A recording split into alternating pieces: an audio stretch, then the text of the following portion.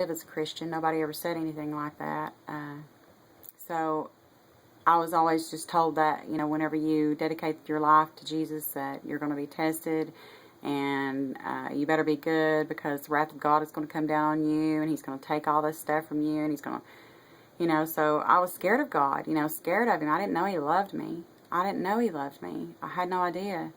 So I was down at a cousin's house, and me and her got into an argument, and my aunt and uncle told me then that I had backslid. If I was angry, then it was over. I'd fallen, and it was over, so I had backslid. And I was like, what?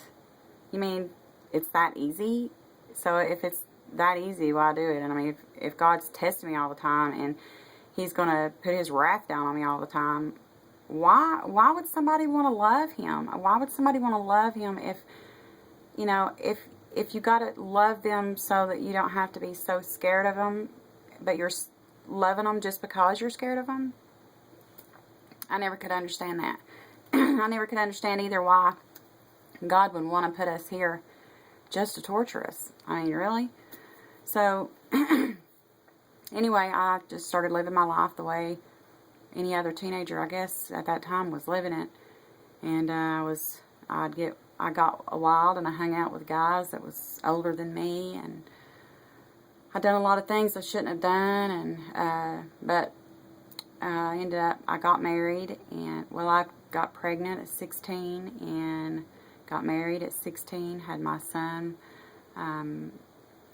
after I turned 17, and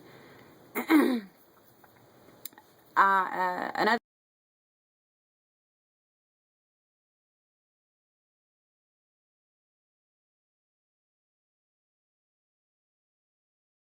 had visions and dreams, and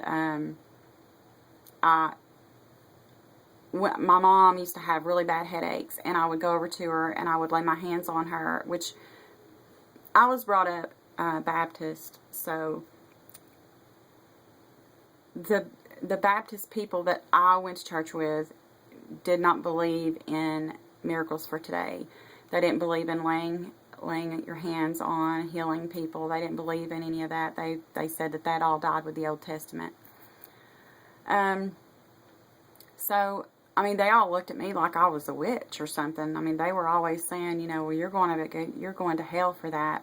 You're a soothsayer. You're going to hell for that. You can't be doing that. And I was like, I don't understand how you guys can sit here and tell me that I'm going to go, to hell, that I'm definitely doomed to hell for all this, because I can't help what I do. I mean, I can't. It's not like there's a switch there, and I can turn it on and off whenever I want to, whenever I feel like it. So I felt a really big struggle with that, and I always had a big struggle with that, and I always felt bad because my family was always telling me that I was doomed to hell for this. So anyway, while I was still married, I had a daughter, excuse me, whenever I was 23, and I was still searching for that missing part. I mean, I know most of the people that I know, most of everybody that I've ever talked to about this says the same thing, that, we're always out looking for something. I mean, everybody's always searching for their soulmate, because they feel like that's going to make them feel completely whole, make them feel better. But,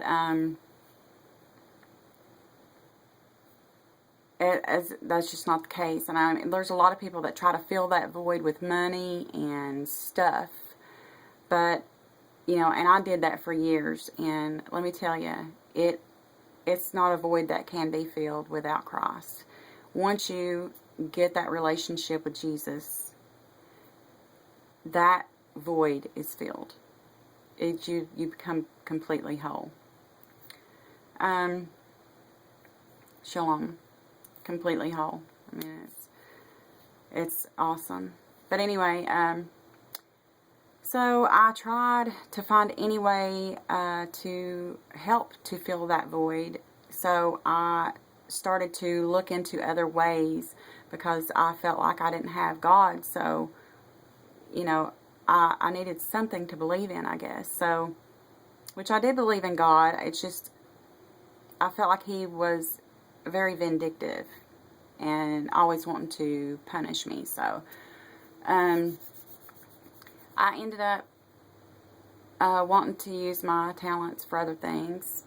Not talents, gifts for other things.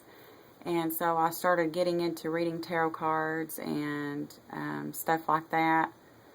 Well, I ended up going through a divorce, and it was a very ugly divorce, and I had a lot of trouble with that. My mom was always telling me that because I had been reading the tarot cards and stuff, that you know, the wrath of God was going to come down upon me and He's going to take my children, and that just petrified me. It scared me so bad. You know, I thought, you know, why would He do that? Why?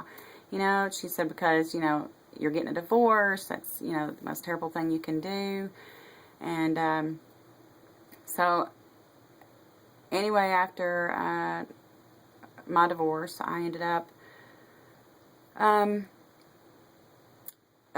dating this other guy, and that was a friend's. It was a friend of mine, and we ended up dating, and we moved in together, and I ended up pregnant with my third child. And whenever I was about 6 months pregnant, well, I was 6 months pregnant with my third child, my ex-husband filed an injunction against me and took custody of my kids because I was pregnant and unwed, and it was a whole big thing, and it was just really a mess. It was awful. And I would pray and pray and pray, you know, it was very bad.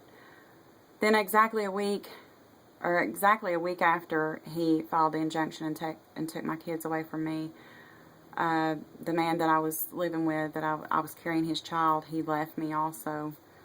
And so I was there without my children and without anybody, and I was very alone.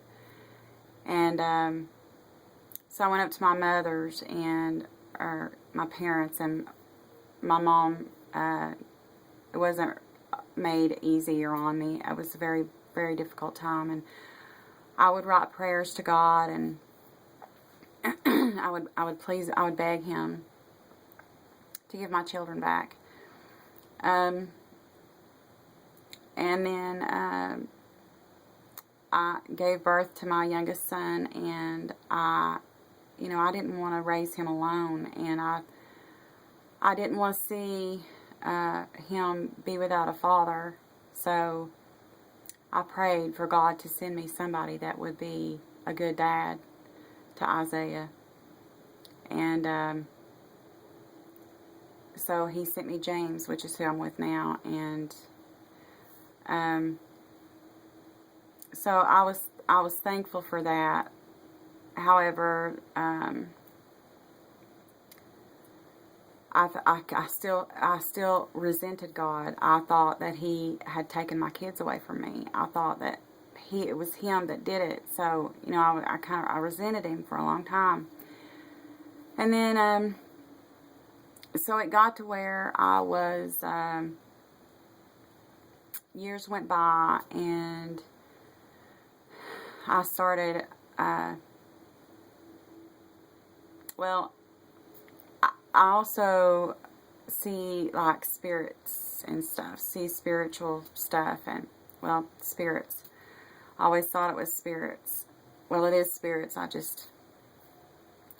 And the only reason why I know it is, and it could, I mean, it's probably more than likely not the actual people who they say they are. It's demons that are doing this, but, you know, I didn't know that. But that's what the Bible says, that, you know,